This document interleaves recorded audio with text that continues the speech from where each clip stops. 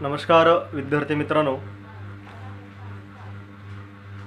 मागील पिरियडमध्ये आपण कवितेचं वाचन आपण केलेलं आहे।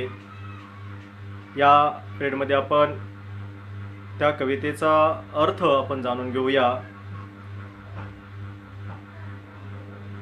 कोणापासून काय घ्यावे ही कविता आपण अभ्यासत आहोत। बघा, ही कविता कवयित्री नीलम मानगावे यांनी ही लिहिलेली कविता आहे आणि निसर्गावर आधारित असणारी ही कविता अत्यंत सुंदर अशी कविता आहे। कवितेचा जो काही आशय आहे तो आपण इथं पाहूया। बघा, पहिलं कडवं कवितेचं, सूर्यापासून रंग घेऊया, चंद्रापासून शांती। इथं कवयित्री या कवितेमधून काय सांगू इच्छित आहे बघा, तर सूर्यापासून रंग घेऊया। निसर्गामध्ये आपल्याला चंद्र, सूर्य, तारे हे सर्व काही घटक आपल्याला दिसतात। तसेच आपल्याला वेगवेगळ्या प्रकारचे वृक्ष दिसतात, नदी नाले दिसतात, पर्वत दिसतात। पण या संपूर्ण घटकांकडे जर पाहिलं तर त्याच्याकडनं एक खूप मोठी अशी शक्ती आपल्याला मिळते, ऊर्जा मिळते। त्यापासून एक चांगल्या प्रकारचा विचार आपल्याला मिळतो। आणि मी प्रथमतः हे सांगितलेलं आहे की त्याकडे आपण सूक्ष्म दृष्टिकोनातून आपण पाहिलं पाहिजे, तर निश्चितपणानं आपल्याला त्याकडून एक चांगल्या प्रकारची शिकवण आपल्याला शिकायला मिळते। आता आकाशात पाहिल्यानंतर आपल्याला सूर्य दिसतो। सूर्य बघा, आकाशाकडे आपण पाहिल्यानंतर आपल्याला सूर्य दिसतो, पण आपण रात्रीला आकाशाकडे पाहिले तर आपल्याला सूर्य दिसेल का? रात्रीला सूर्य दिसतो का आपल्याला आकाशामध्ये? तर नाहीये। आकाशामध्ये आपल्याला रात्रीला सूर्य न दिसता रात्रीला आपल्याला चंद्र दिसू शकेल।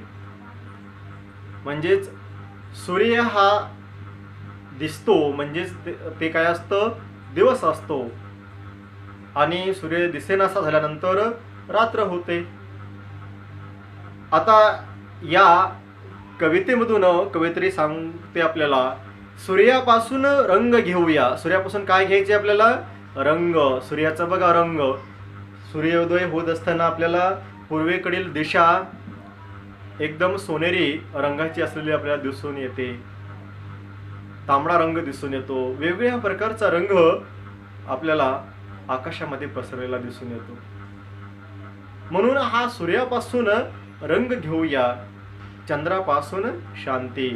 चंद्रापासून काय घ्यायचे आपल्याला? शांती। बघा, सूर्य हा तेजस्वी आहे, सूर्याचा प्रकाश हा प्रखर असतो, पण चंद्राचा जो काही प्रकाश आहे तो आपल्याला हवा हवासा असा वाटतो।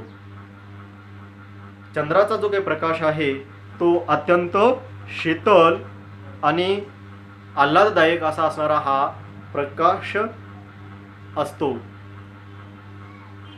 पौर्णिमेचं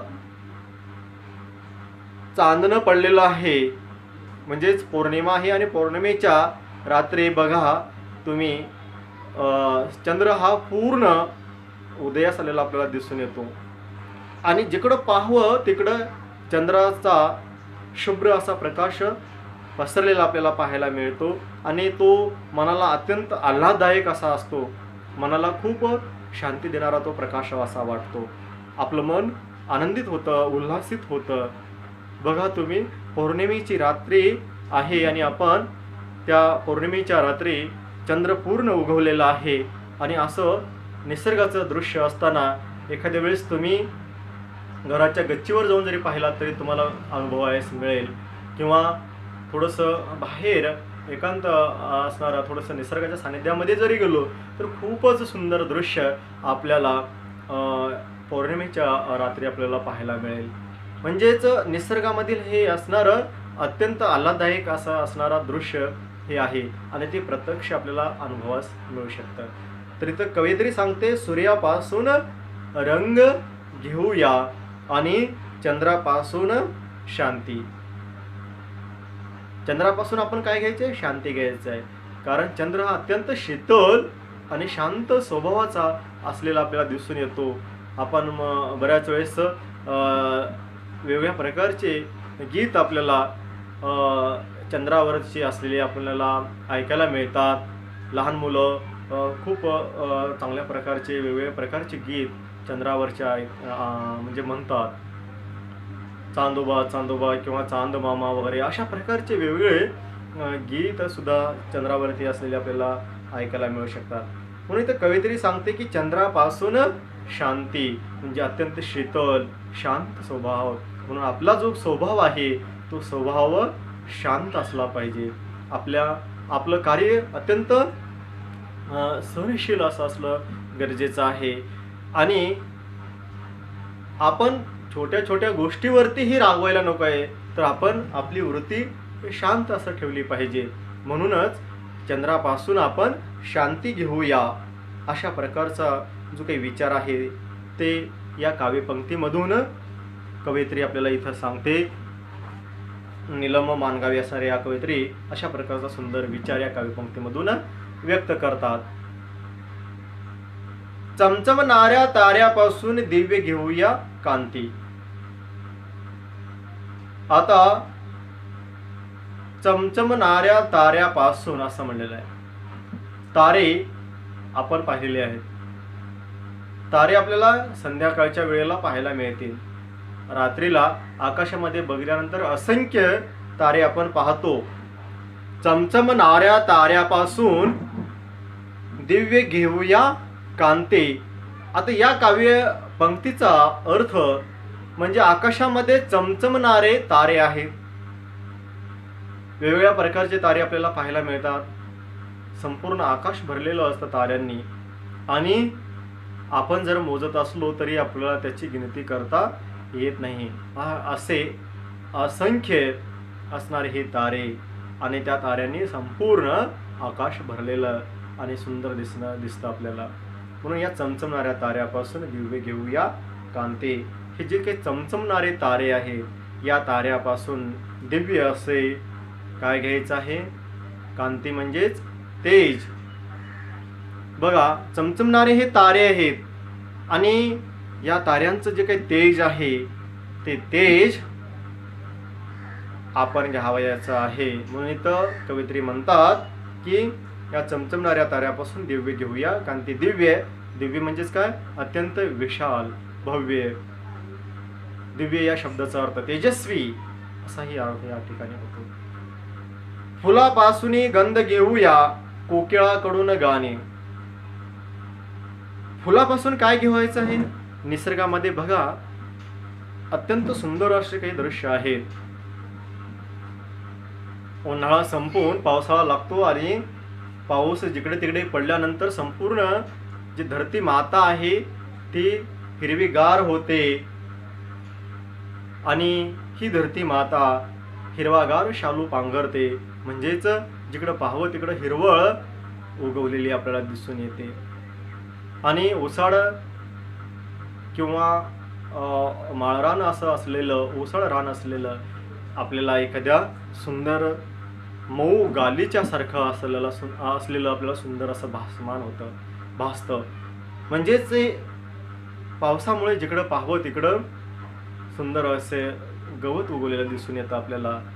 आणि म्हणून ती धरती आपल्याला हिरवा शालू नेसलेली आहे की काय, पांघरलेली आहे की काय असं दिसते. या धरती मातेच्या किंवा जमिनीवरती वेगवेगळ्या प्रकारची वनस्पती उगवलेली असते. वेगवेगळ्या प्रकारचे फुलं त्या वनस्पतीला लागलेले आपल्याला पाहायला मिळतात. अनेक प्रकारची फुलांची झाडी आहेत आणि त्यापासून आपल्याला वेगवेगळ्या रंगांची वेगवेगळ्या गंधांची फुलं आपल्याला पाहायला मिळतात. फुलापासून गंध घेऊया असं म्हणते कवयित्री. काय सांगते? फुलापासून आपल्याला काय घ्यायचं आहे? गंध. म्हणजे आपण हे जीवन जगत असताना आपण इतरांना फुलं जसा गंध म्हणजे त्याच्यामधून येणारा जो काही सुगंध असतो, गंध असतो एक प्रकारचा, तसा आपल्या वर्तनामधून आपल्या देशासाठी आपल्या समाजासाठी तशा प्रकारचा गंध आपणही देता आला पाहिजे. म्हणजे तशा प्रकारचं कर्तृत्व जे आहे ते आपण केलं पाहिजे असा संदेश या काव्यपंक्तीमधून कवयित्री देतात. कोकिळाकडून गाणे, फुलापासून गंध घेऊया, म्हणजे फुलांचे वेगळे रंग, फुलांचा वेगळा गंध. गंध म्हणजेच काय, त्याच्यामध्ये येणारा सुवास, सुगंध, त्याला गंध असं म्हणलेलं आहे. आणि तो तसा दरवळणारा गंध आपल्याला घ्यायचा आहे. म्हणजे आपलं आचरण अत्यंत असं आल्हाददायक असायला पाहिजे, इतरांना हवं असं वाटणारं, इतरांच्या उपयोगी येणारं असं असणारं आपलं जीवन असणं आवश्यक आहे, असा अर्थ इथं कवित्री व्यक्त करते. कोकिळाकडून गाणे, कोकिळा पक्षी तुम्ही सगळ्यांनी पाहिलेला आहे आणि तिचा आवाज कुहू कुहू असा ओरडणारा आवाजही तुम्ही ऐकलेला आहे. अत्यंत गोड आवाज असतो कोकिळाचा. कुहू कुहू अशा प्रकारचा आवाज कोकिळा करत असते. बघा, कोकिळा पाहायला जर गेलं तर तिचा रंग काळा दिसतो आपल्याला, पण तिचा जो आवाज आहे तो आवाज आपल्याला कितीतरी हवाहवासा वाटतो. आणि त्या कोकिळा परत परत आवाज काढावं, तिनं ओरडावं आणि आपण ऐकत राहावं असं आपल्याला वाटत राहतं. म्हणजे इतका सुंदर, इतका गोड, इतका मंजूळ त्या कोकिळेचा आवाज आहे, जसं आपल्याला मंत्रमुग्ध करून टाकतो. म्हणून कोकिळाकडून गाणे, आपल्याला काय घ्यायचं आहे, कोकिळाकडून काय घ्यायचं आहे, गाणे. म्हणजे तशा प्रकारचा सुंदर आवाज काही काही विद्यार्थी किंवा काही काही मुलं मुली उपजतच त्यांच्यामध्ये काही सुप्त गुण दडलेले असतात. मुला मुलीमधील असणारे हे सुप्त गुण आपल्याला ओळखता आलं पाहिजे आणि त्यानुसार त्यांच्यावर आपण संस्कार केले तर निश्चित उद्याचे हे मुलं ज्याला आपण स्टार म्हणूया ते होऊ शकतात. कारण एखाद्या विद्यार्थ्यामध्ये गीत गाण्याचा, गायन करण्याचा गुण असतो. एखाद्या विद्यार्थ्यामध्ये, एखाद्या विद्यार्थिनीमध्ये चित्र खूप सुंदर काढण्याचा गुण असू शकतो. म्हणजे अशा प्रकारची वेगवेगळी कला गुण त्या मुलामध्ये उपजतच असलेले आपल्याला काही दिसून येतात. तर हे कला गुण ओळखून त्यांना तशा प्रकारचं वातावरण निर्मिती आपण देणं गरजेचं आहे किंवा तशा प्रकारचं वातावरण, त्याला पोषक वातावरण देणं गरजेचं आहे. तेव्हा त्यांच्या या कलागुणांची जोपासना होते आणि भविष्यामध्ये ते खूप मोठे व्यक्तित्व निर्माण करणारे व्यक्ती ठरू शकतात. म्हणून आपल्याला इथं आपल्यामध्ये कोकिळाकडून गाणे घ्यायचं आहे. म्हणजे तशा प्रकारचं आपल्याला मेहनत करावायची आहे आणि कोकिळासारखा मंजूळ आवाज आपण निर्माण केला पाहिजे. जसं आपल्या भारताच्या असणाऱ्या, ज्यांना भारतरत्न पुरस्कार मिळालेल्या प्रसिद्ध असणाऱ्या गायिका माननीय लता मंगेशकर दिदी ज्यांना आपण म्हणतो, त्यांचा आवाज आपल्याला मंत्रमुग्ध करून टाकतो.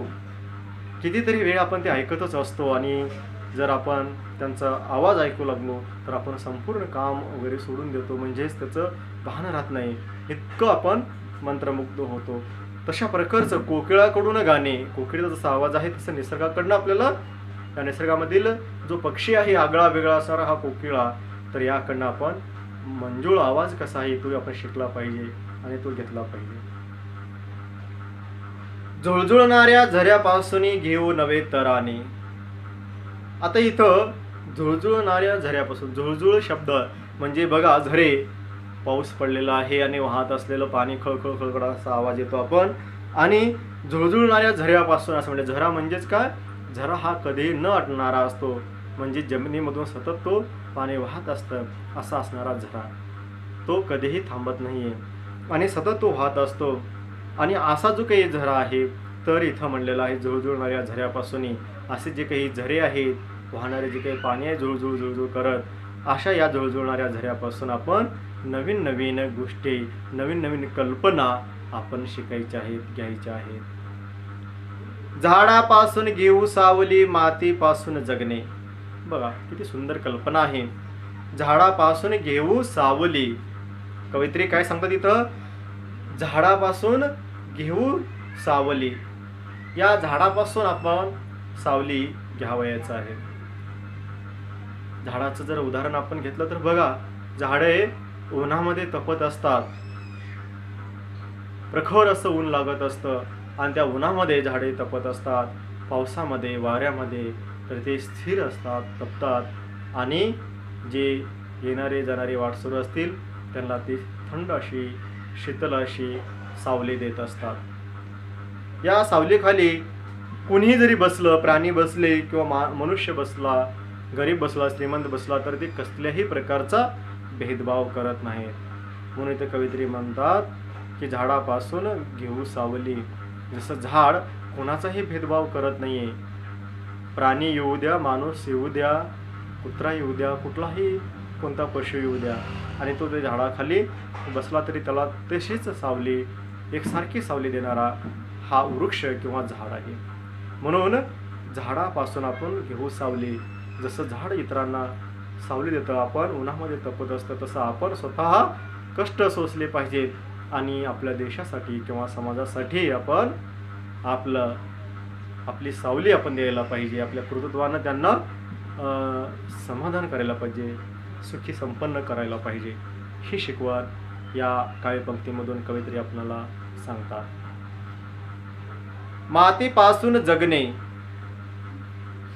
मातीपासून काय शिकायचं आपल्याला? जगणे. बघा, माती किती श्रेष्ठ आहे.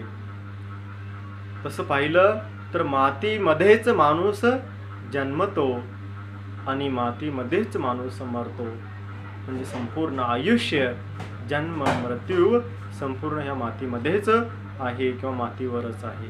म्हणून माती ही खूप श्रेष्ठ आहे. इथं कवयित्री मातीला खूप अनन्यसाधारण असं महत्त्व इथं देतात. मातीपासून जगणे. ही माती जी आहे, या बघा, या मातीमध्येच आपण धान्य पेरतो, उगवतो आणि ते धान्य उगवून आपण त्याचं सेवन करून आपण जिवंत राहतो, जीवन जगतो. मातीमधीलच पाणी आपण पिऊन जीवन जगतो. म्हणजे संपूर्ण जीवन आपलं या मातीवर आधारित आहे. आणि ही माती कोणालाही म्हणजेच भेदभाव करत नाहीये. ती सर्वांना समान असते, सगळ्यांना समान मानते. या ठिकाणी कोणी दुष्ट असेल, कोणी सुजान असेल किंवा सज्जन असेल, त्या सगळ्यांना ती माती समान असे म्हणजेच समान असं मानते किंवा समान सेवा देते, समान कृपा करते. तर इथं मातीपासून जगणे असं म्हणलेलं आहे. म्हणजे या मातीवरती सर्वच माणसं असतात, प्राणी असतात. या मातीवरच आपलं जगणं आहे. म्हणून ही मातीपासून आपल्याला जगणे शिकावायचे. जसं माती सगळ्याला समान पद्धतीनं, समान भावनेनं ती सगळ्यांना आधार देते, तशा प्रकारचं आपणही जसं माती, अन्न, पाणी संपूर्ण जीवनच मातीपासूनच मिळतं, तेव्हा हे मातीसारखं जगणं आपलं असलं पाहिजे. इतरांना आपण जे जे काही आपल्याकडून देता येऊ शकेल ते दिलं पाहिजे.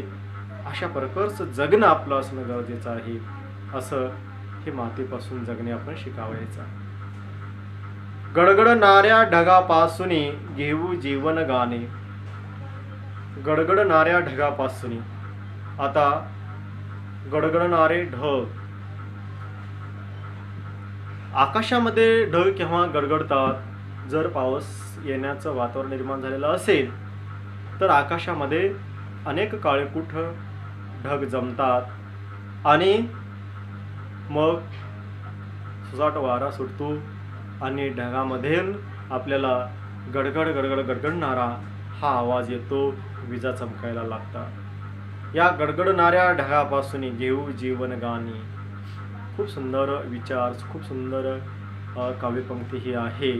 विद्यार्थी मित्रांनो, या गडगडणाऱ्या ढगापासून आपण जीवन जगण्याचं जे काही गीत आहे, गाणं आहे, ते घ्यावायचं आहे. म्हणजेच जीवनामध्ये येणाऱ्या समस्यांना आपण समर्थपणे तोंड दिलं पाहिजे. गडगडणाऱ्या ढगापासून घेऊ जीवन गाणे. हे जीवनाचं जे काही गाणं आहे, तर इथं ढग जसं येणाऱ्या संकटाशी ते सामोरं जातात, तसं आपणही संकटांना सामोरे गेलं पाहिजे आणि आपलं जीवन जगलं पाहिजे. जीवनाचं गाणं आपण इथं गायलं पाहिजे. अशा प्रकारचा आशावादी दृष्टिकोन या काव्यपंक्तीमधून कवयित्री व्यक्त करतात. प्रभात काळी एक शिकूया, जगवीत जीव जगूया. प्रभात काळी. आता प्रभात म्हणजेच काय? सकाळ. सकाळच्या वेळी काय करायचे आपल्याला? एक असं शिकूया, जगवीत जीव जगूया. म्हणजे जीव आपण त्यांना जगवलं पाहिजे. आपण जीवन जगायचं आहे आणि इतर जे असणारे जीव आहे, सृष्टी आहे, जे काही आहे त्यांना आपण जगवलं पाहिजे, असं विचार या काव्यपंक्तीमध्ये कवयित्री इथे व्यक्त करतात. प्रभात काळी एक शिकूया, जगवीत जीव जगूया. म्हणजेच असणारे हे जीव आहेत यांचं आपण रक्षण केलं पाहिजे, त्यांनाही जगवलं पाहिजे. सर्व प्राणी मात्रांना एक आपण समजलं पाहिजे. कारण विद्यार्थी मित्रांनो, या संपूर्ण जे काही पृथ्वीचं वातावरण आहे, हे वातावरण चांगलं राहण्यासाठी आपण हे वातावरणाचं जे काही चक्र आहे हे कायम आपण ठेवणं गरजेचं आहे. निसर्गाला आपण नष्ट नाबूद करता कामा नये. जर निसर्ग कोपला तर आपण खूप मोठ्या संकटात सापडू शकतो. याचं ज्वलंत उदाहरणही आपण सध्या भोगत आहोत. म्हणून या निसर्गामध्ये असणारे जे काही साखळी आहे, चक्र आहे, त्याला आपण त्या चक्राला निश्चितपणानं राहू दिलं पाहिजे. म्हणजेच निसर्गाला आपण किंवा निसर्गामध्ये आपण स्वतः उपद्रव करायला नको आहे.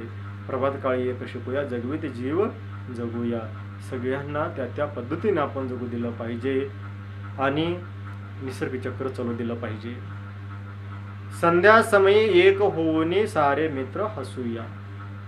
संध्या समयी म्हणजे संध्याकाळी, सायंकाळची वेळ, त्याला संध्या समयी असं म्हणलेलं आहे. संध्या समयी काय करायचं आहे?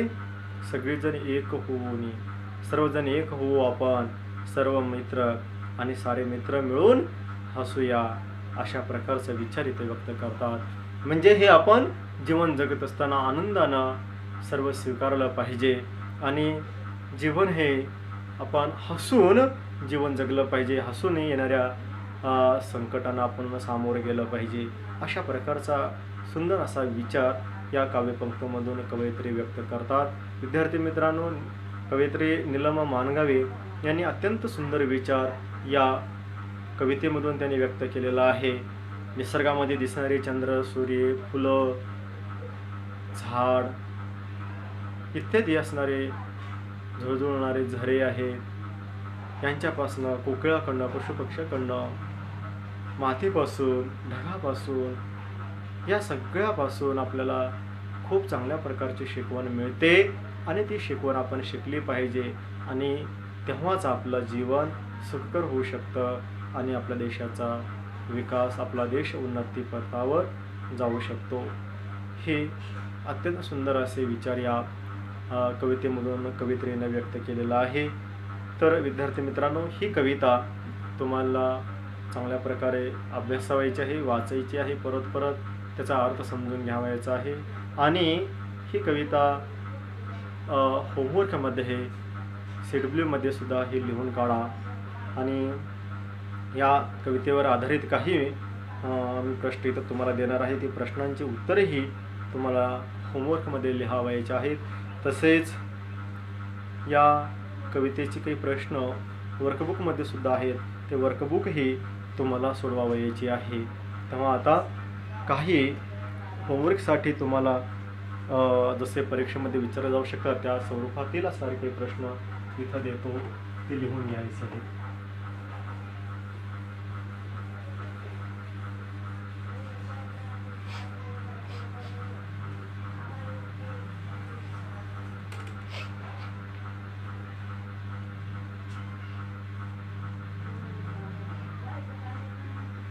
HW साठी प्रश्न आहेत, घ्या लिहून.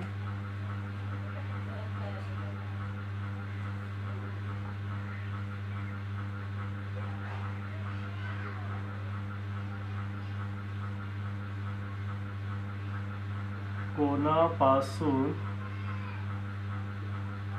काय घ्यावे, काय घ्यावे,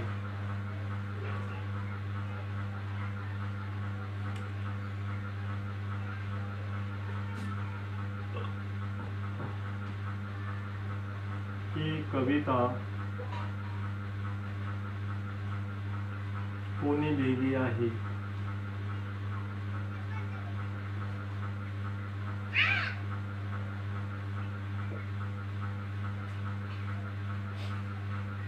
कोणापासून काय घ्यावे ही कविता कोणी लिहिली आहे, हा पहिला प्रश्न.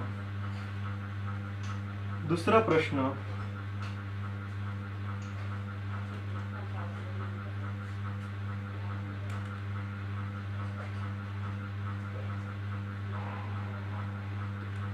सूर्य चंद्रापासून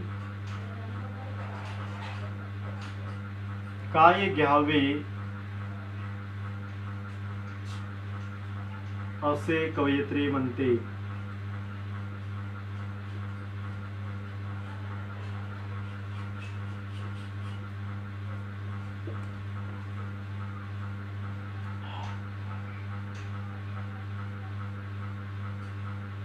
सूर्य चंद्रापासून काय घ्यावे असे कवयित्री म्हणते.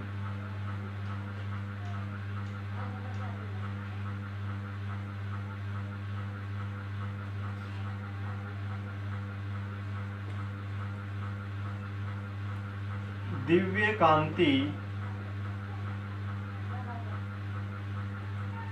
कोणाकडून घ्यावे.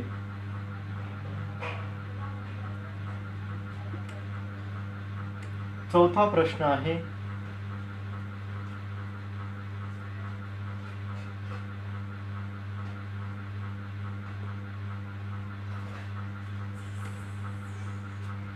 फुलापासून काय घ्यावे.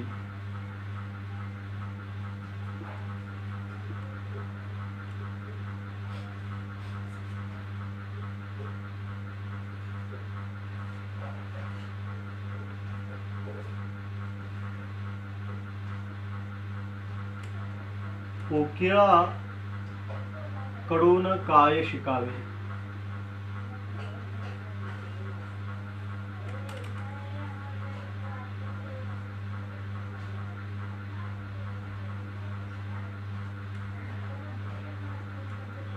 झाड माती आणि ढगाकडून काय शिकलं पाहिजे.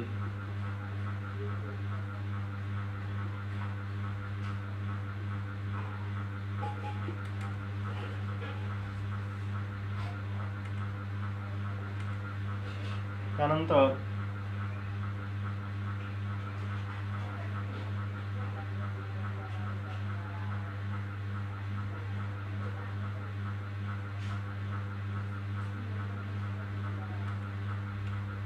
संध्या समयी काय करावयाचे आहे. संध्या समयी काय करावयाचे आहे.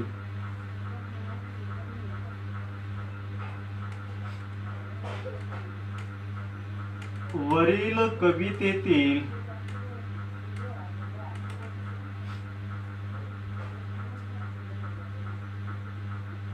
दोन सामान्य नामे लिहा. अ आणि ब. वरील कवितेतील दोन सामान्य नामे लिहा.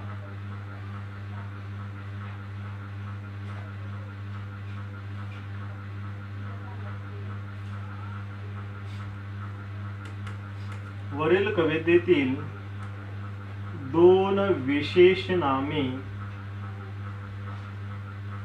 लिहा.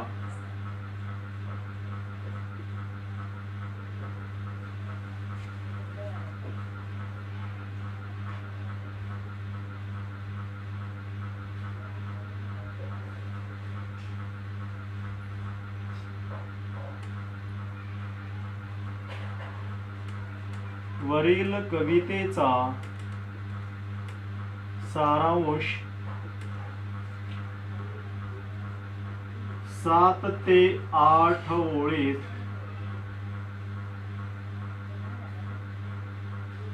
तुमच्या शब्दात लिहा.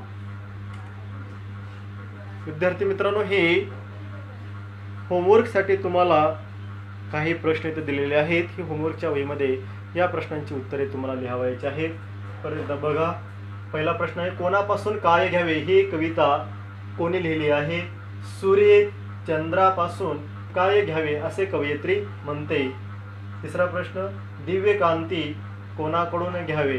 चौथा, फुलापासून काय घ्यावे? पाचवा, कोकिळाकडून काय शिकावे? सहावा, झाड, माती आणि ढगाकडून काय शिकले पाहिजे?